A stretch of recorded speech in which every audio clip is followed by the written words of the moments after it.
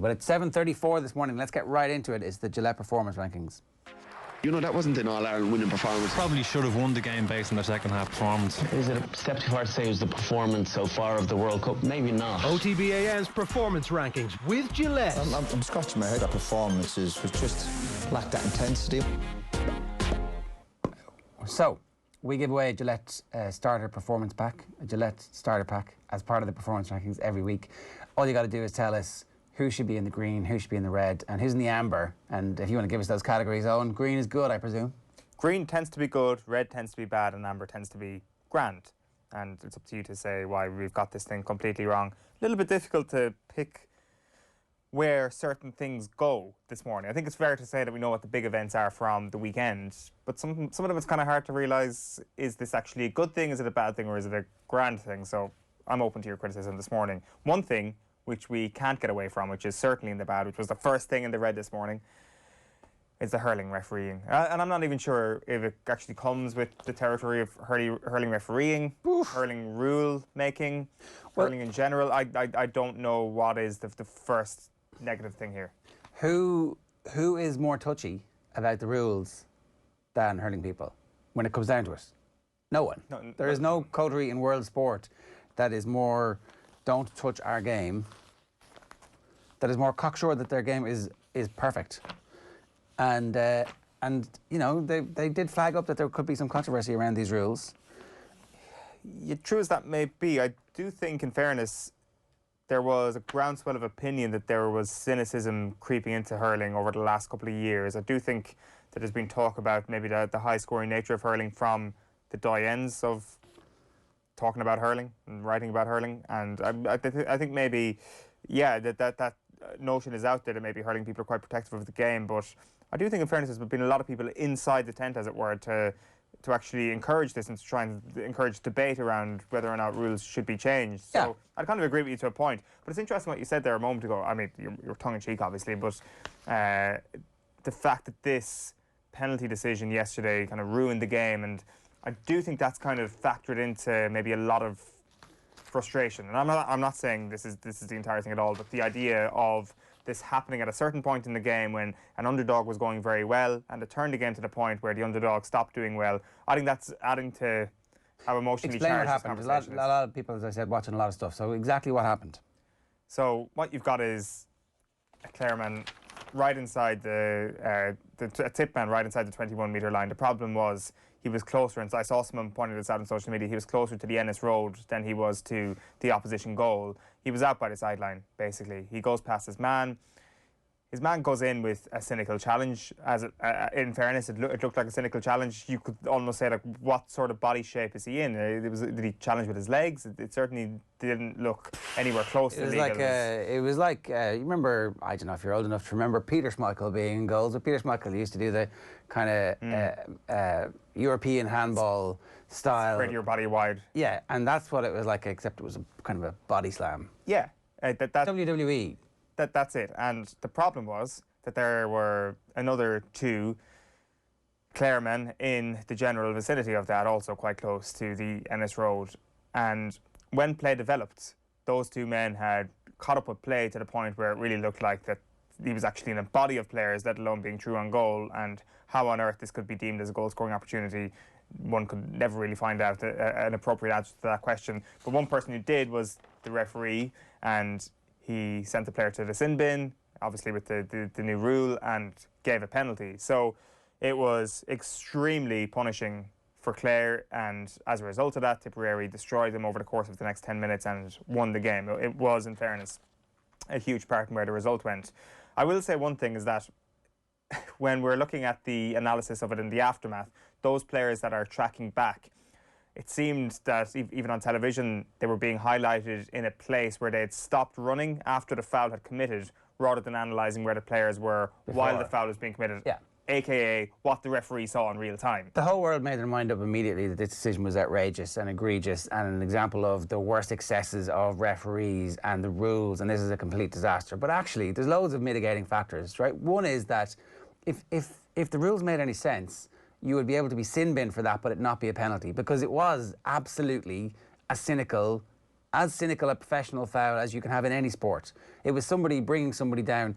He might not have been about to score a goal, but certainly it was. He's creating an overlap where it is 3-on-2 because he's clean through, right? And you're going to foul him closer to the goal and make it a more obvious foul that you're trying to stop the goal-scoring opportunity. Like in any inter-county match where you have players who are supremely proficient with the ball in hand, if it's 3-on-2, then there's a goal-scoring opportunity. It's just not completely obvious. And so I think that the double jeopardy that they got rid of in football, soccer, over the last couple of years makes perfect sense. You know, the red card and the penalty is too much. The sin bin and the penalty is too much, particularly when you have players who can pass the ball to the net. I mean, the penalty, we're not going to talk about the penalty enough, right? The penalty was a thing of beauty. He didn't blast it at all. It was just like a little, I'm just going to pass that into the bottom corner of the net, and the Clare goalkeeper doesn't even move because it's like, he's expecting the blast, and then it's, oh shit, he just Anyway, that was a tangent we didn't need to go down. I think that, like, I have a lot of sympathy for James Owens. He is absolutely getting murdered in the papers today. And the thing is, like, I think it's the front of the Examiner that asked the question, rule or ref, is it? Or? The rule or the ref is the front of I think that's a good. I think it's a good front page. I think, like, it is. I think to even entertain that question last night might have seemed like sacrilege in the heat of the night. It did feel that this was one man's problem and nobody else was at play here. But I think you're onto something there in terms of the double jeopardy that's actually involved. I do think that the rule is a little bit to blame in this, or at least it gives us a greater understanding. Well, I mean, it's completely to blame. It's completely to blame. The fact that I do think it's to blame. In fact, I think James Owens is to blame as well. I think it's a bad refereeing decision, and I think it's maybe a bad rule. You can see how he makes it, because somebody else is pointing out later on that there was on the Examiner podcast last month, the referee had said there's going to be a big controversy when it happens out by the sideline, because obviously the referees have been told you're inside the 21. We're giving these away to stop these types of tackles, which are completely cynical. And that's it. Like, you've got to ask yourself, why was the rule brought in the first place? And it's actually to stop the type of tackle that occurred in that situation yesterday. Now, the thing is, they wanted that to be in the type of tackle, but in a more central position. Well, more obvious.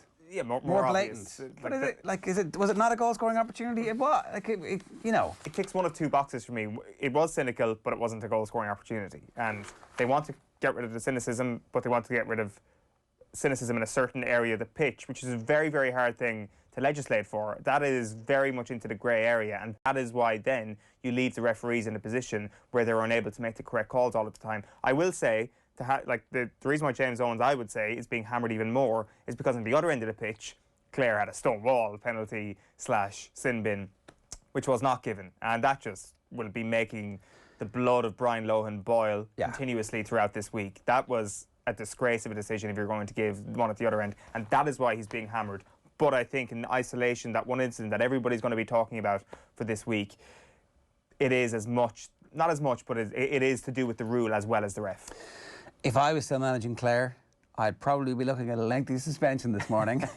There's no way I'd be able to keep my mouth shut. What referee James Owens did yesterday was simply off the wall, says Gerlach Nod. The decision to give a penalty coupled with a stint in the sin bin for Ed McCarthy left hurling followers everywhere scratching their head. Some are blaming the rules, but refs always have to use common sense as well as the rule book. So you can't. Do you know, it's... Unfortunately, I mean, it would be a great world if you could, just literally use common sense only, but then there would be no need for a rule book. Referees still have to gauge a situation and make a call. How Owens thought that incident merited a penalty and sin binning beggars belief. To me, it was one of the most farcical things I've ever seen. And I've been watching hurling for over 50 years. It has to be called out. On RTE, they were droning on and on about the rules. But the thing is that it probably is one of the most farcical things we've ever seen, and it's just whose fault is it? Look, I think that the rule doesn't exist but you shouldn't be allowed to commit fouls like that, should you? No, and so what should the punishment be? Just a yellow card? Yeah, I don't know. The thing is, I guess what happens afterwards in terms of the Shanahan foul kind of flies in the face of this. But it would be interesting to see if there is actually a reaction to this, as in if that is played over again, does the defender all of a sudden not dive into the attacker? Maybe. Stands off just a yard, and all of a sudden the goal-scoring opportunity presents itself in a more fair way, because that would be the exact reason why a rule is brought in to encourage more of that play. So I'll be interested to see if this is actually the outcome. But as I say, what flies right in the face of that is that a few minutes later, Clare should have had the exact same thing, and the rule just... Well, if he just had done it again, then we'd all be like, oh, they were too, that's very serious, this is having an impact on the game, what was the difference? And then that's where, when it comes back to the ref. A decision like this brings the game into disrepute. That's the front cover of the Irish Independent this morning, and Nicky English thinks that the decision was so egregious that ultimately they're going to end up changing the rules because of it. I believe what happened may well be a rule-changing event when it's analysed and debated. And I'll be interested to see what that involves. So does it just go back again to where we were last year? Well, that's what I'm saying. You know, the hurling managers have, in the past, managed to get every significant rule change kicked out by screaming about it. Don't F with cats. That's exactly it. For me, the best... Well, what they wanted to achieve with this is to encourage goal-scoring opportunities that can actually make it to the end of play. Yeah. Because what we were having goal-scoring opportunities that ended the vast majority of the time, unless the attacker was extremely quick, was ending in a player being held up, dragged down, and the defender saying, look, I'll take my chances with a penalty here because you are definitely going to score if you go by me. So they wanted to encourage more of a situation where a defender can be rushed by and maybe doesn't have the advantage of being able to pull a player down. That's why they're going for it, and they want to stop cynical tackles. And if that's what happens, then maybe this will have a positive outcome. I do think it was just a terrible look, and I do think, if you go back to what you were saying at the start about maybe people in every sport being defensive of their own game and defensive of change, anybody who is even a little bit conscious of what this might do to the game in terms of just general change, then their opinion would be totally hardened after yesterday. Will says, the Dublin Hurlers beat Galway. They were the second favourites for the All-Ireland. Not one pundit gave them a chance beforehand. If they're not top of the performance rankings, it will render the rankings null and void forever. But we're going to have Galway man James Skehill with us a little bit later on to give us his take on what happened to Galway and what happened to Dublin. I mean, this big step up into like, obviously we have the 2019 memory fresh in our brains after Dublin managed to get through that group, and obviously a couple of weeks later it ended in disappointment. Is this different? We'll get Skehill's take a little bit later on. Of course they're in the green. There's a couple of other things that may have just pipped them, and I apologise in advance for that, but Dublin were great. You say of course they're in the green, but they're actually not in the green. You can't just they're notionally in the green. Yeah, but you can't just grandfather a lot of things into the green. You made a list, and there's only two teams on the list, and they're England and Italy, and I'm giving a spoiler alert. Listen, there's no Dublin there. Mount Rushmore 10 heads is how I would build it if I was doing it. The mutant Mount Rushmore. Okay, so the hurling refs are in the red, and who are you blaming for it? If I had to pick one person, I'm still picking James Owens as the scapegoat. It's just how much he's being blamed is maybe the thing I've got issue with. I think it's just a bad refereeing call, and he had a bad day, but he's not helped by the rule. Has he not literally just done what he's supposed to do and applied the letter of the law? That is a cynical challenge. Within the 21, it's a sin bin and it's a yellow card. Like, I know Brian Lowen saying nobody else in the ground apart from him thought that was a yellow card and a sin bin and a penalty, except probably nobody else actually knew the rules. Nobody else has sat down and studied and gone to a bunch of conferences and had a bunch of Zoom calls and gone, in this instance, what are we doing? Yeah, and we're all agreed, we're all going to do that? Okay, grand. Just the fact that he actually had the balls to do what he was supposed to do, he's getting hammered for it. And it's a stereotypical, like, mob rule, where it's like, but actually, you know what? Like, maybe Clare are going to have to look back and go, how well did we deal with the sin bin? What was our plan for the scenario where one of our players gets sin bin? Because obviously it's a possibility now. Here's our contingency plan. I'm just saying that, like, it's great to have that and they still got very close to beating Tipperary. And it was a brilliant performance from Clare, other than that 10-minute period. Yeah, I still think when you're going to those conferences and you're being told about this new rule, the goal scoring opportunity is the key thing, and it's just very hard to see how that actually was one. There's truth in what you're saying. Like, I think with a lot of these, it's kind of like, is it James Owen's fault or is it the rule's fault? Like, is it either or? And like, I do think that there is. The reason why James Owens has a bad day is in part down to him operating a bad rule, or an overly harsh punishment, or it being an impossibly hard game to referee. And the reason why James Owens is getting hammered is because people have got entrenched in that opinion very quickly, and we're seeing an analysis that isn't fully accurate. Like, I do think that the screen grab of the two defenders being goal side of the challenge after the challenge happens is just not a fair analysis on James Owens. It has to be where were the defenders when the foul actually happened, or before the foul actually happened, to actually show was the path clear to goal. But just because you got a clear path to goal doesn't necessarily mean it's a goal scoring opportunity because you're out on the sideline. You know, like, I feel for him for sure, but I still think he takes a bit of the blame fairly after yesterday. All right, what else is in there? Is a Dublin team in your performance rankings, but they're not the hurlers in green. I'm sorry to like sometimes it's just hard to find. Is this more Kerry nonsense? The Dublin footballers, 6 in a row All-Ireland champions, cruising through the first round of Leinster in first gear. It depends what sort of. I'm sure they have multiple gears. We all drive automatics now anyway, don't we? So I don't know what gear they were in. The sponsored automatics. Yes, absolutely. Like, you will never be happy, I think, is what people for the show will realise. Because if I put them in the green, you'd be like, typical nonsense, trying to overplay the Doves. I put them in the grand, the exact same thing. But look, I put them in the red, and I don't know why you're claiming that this is nonsense.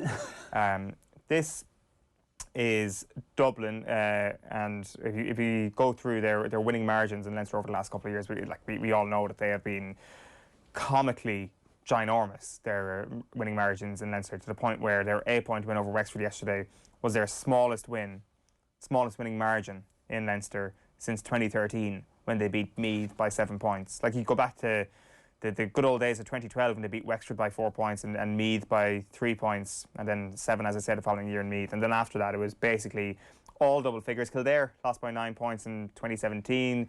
Last year, their first game was only an 11-point win against Westmeath in Leinster, and then you get down to 8 yesterday against Wexford. It's not a significant statistic. It shouldn't be a significant statistic, but one of the relentless elements of Dublin was the way in which they managed to put these teams to the sword by 20-something points, despite not playing perfectly and despite the game not being that high stakes. Let's face it, because they were always almost guaranteed to win the game regardless.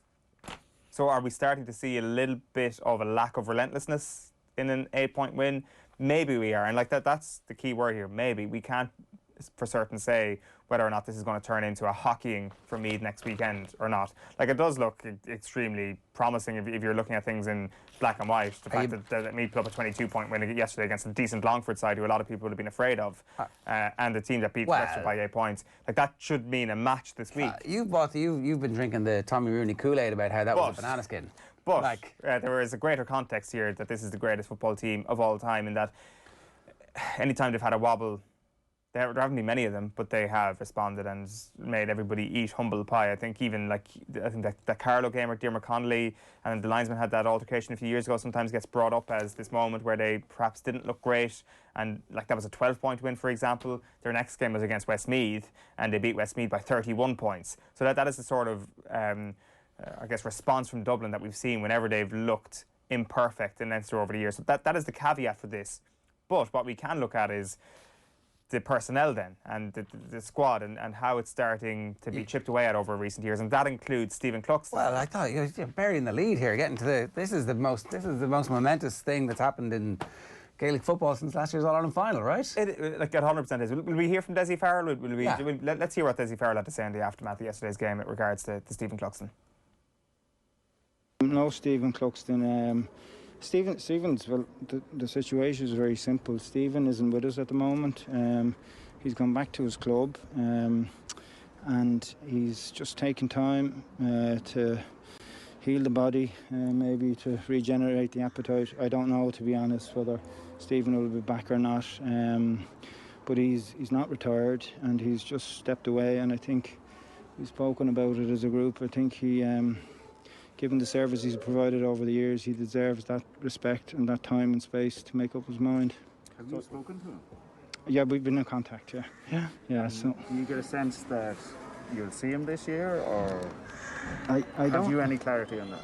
I don't know is the honest answer, and it's not that we're trying to play games here in any way.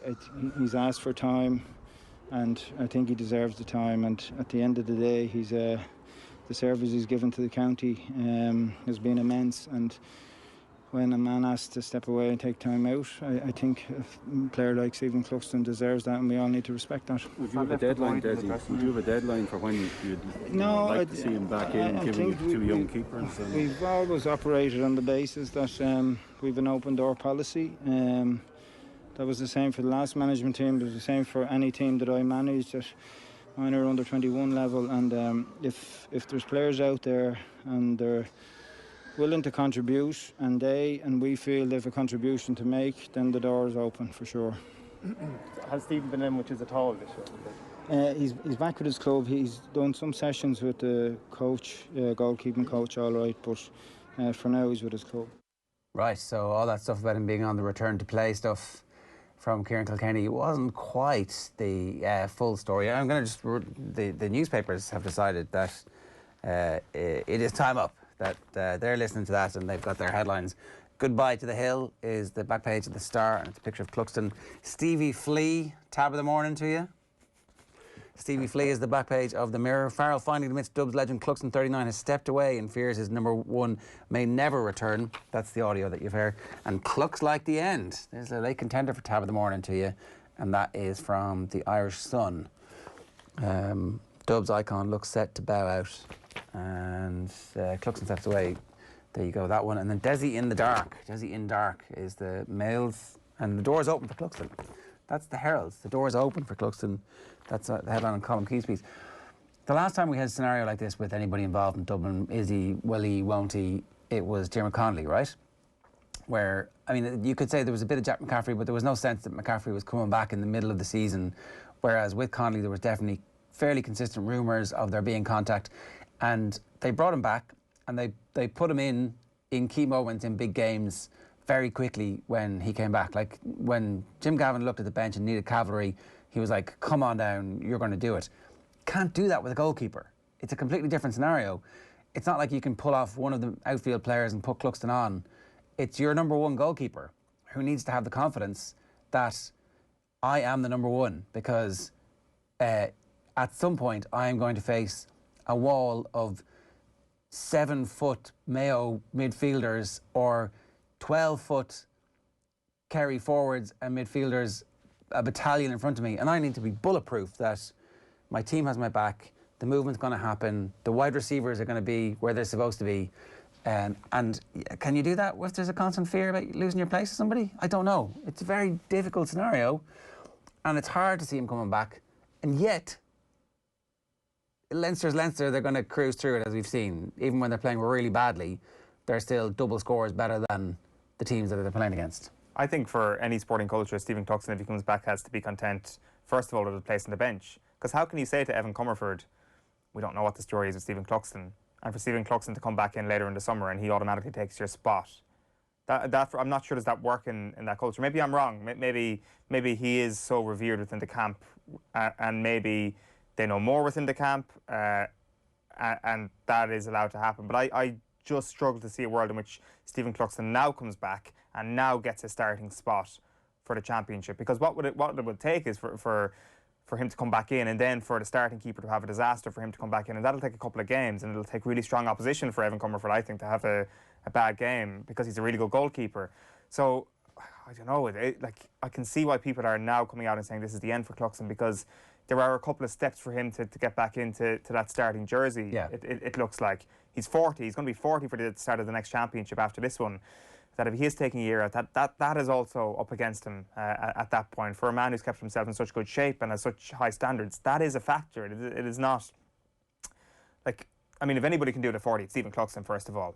But there is also the element of, do you get off the treadmill and can you keep going? Yeah. Maybe not, but he is playing outfield then for his club, and I'm sure he's kept himself in really good shape. It's a very unusual situation. I can see why he is revered, and I can see why Stephen Cluxton gets a special rule, to be honest with you. Maybe it's not fair, but I can see why maybe he would be, it's acceptable for him to say, listen, I just don't know what I want.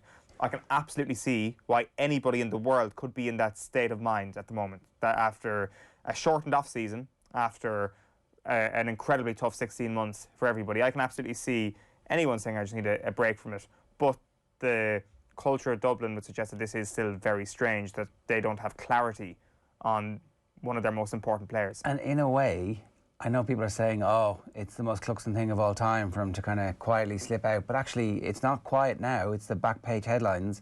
It's quite un-Cluxton-esque, you know, to be at the centre of a psychodrama like this. And I don't know, I don't think you can make any bones about the fact that it is the thing that everybody's talking about in the aftermath of that game. Because when you begin to piece together the intellectual property of the players who have drifted away from the panel over the last 12 months in particular, like, that is an amazing football team that you have right there. Like, a team of all-stars and players of the year and greatest ever in their position, and it's devastating pace and power, and like even just losing Cian O'Sullivan last week, it's like, Jesus, that's an amazing team that you'd have with Cluxton and Michael Darragh Macaulay and Mannion and, you know, all the rest of the names.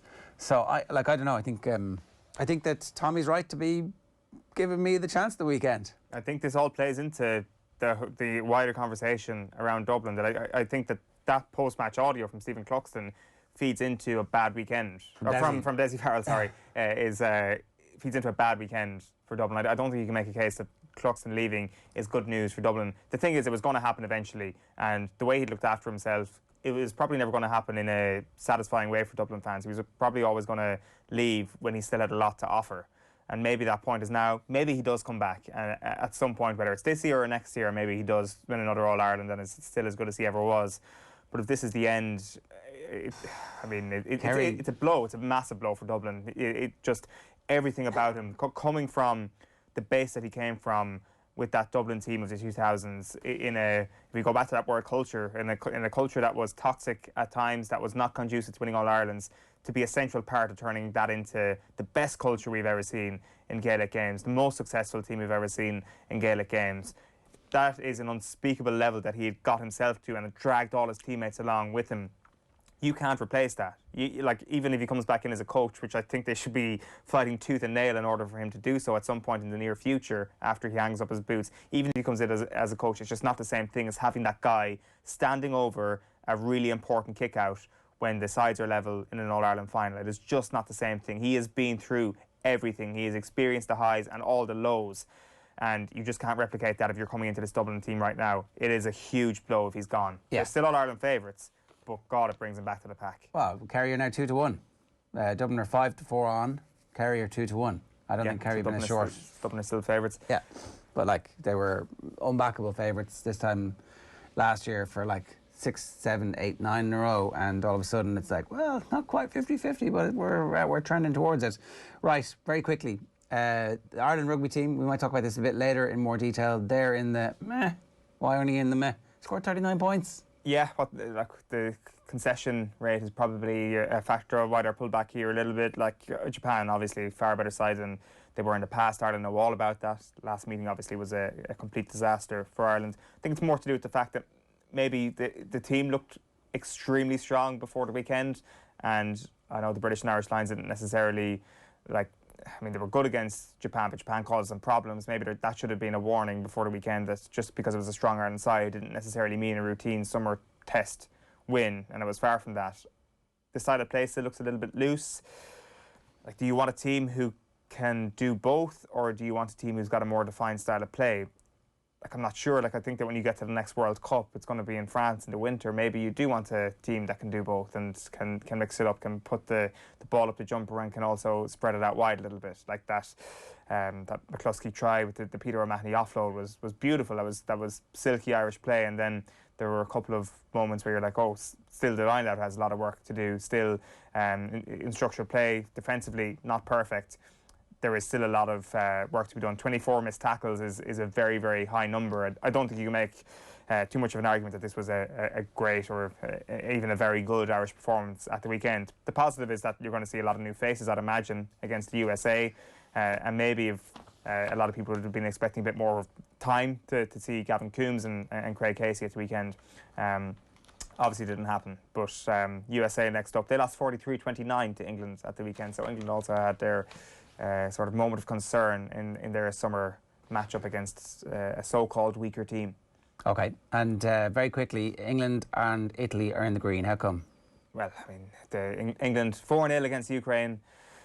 It is happening. It is happening big time. I do think, though, that maybe we've categorised England, Italy, Belgium, Spain, France, etc. into one category, and then the rest into another category. So we've subconsciously maybe put Ukraine and Denmark into the same category, which is just a really bad analysis if we've subconsciously done that. I think Ukraine are a far weaker team than Denmark. I think England, quality-wise, are 4-0 better than that Ukraine side on paper. But as we all know, tournaments do not work like that. Tournaments are these strange little things that throw up shocks and throw up underperformances and overperformances, and there was a big cause on the line for Ukraine. Let's not forget, it wasn't just England who had a massive cause on the line, and England prevailed, and I think they deserve a huge amount of credit for that. The most impressive team now, gone up to #1 in the Guardian's power rankings. So right. This is a big moment for English football. It is coming home. And then Italy on Friday night. What an unbelievable game that was against Belgium. So tactically intriguing. Quality was pretty high. Like, I mean, you Chiellini and Bonucci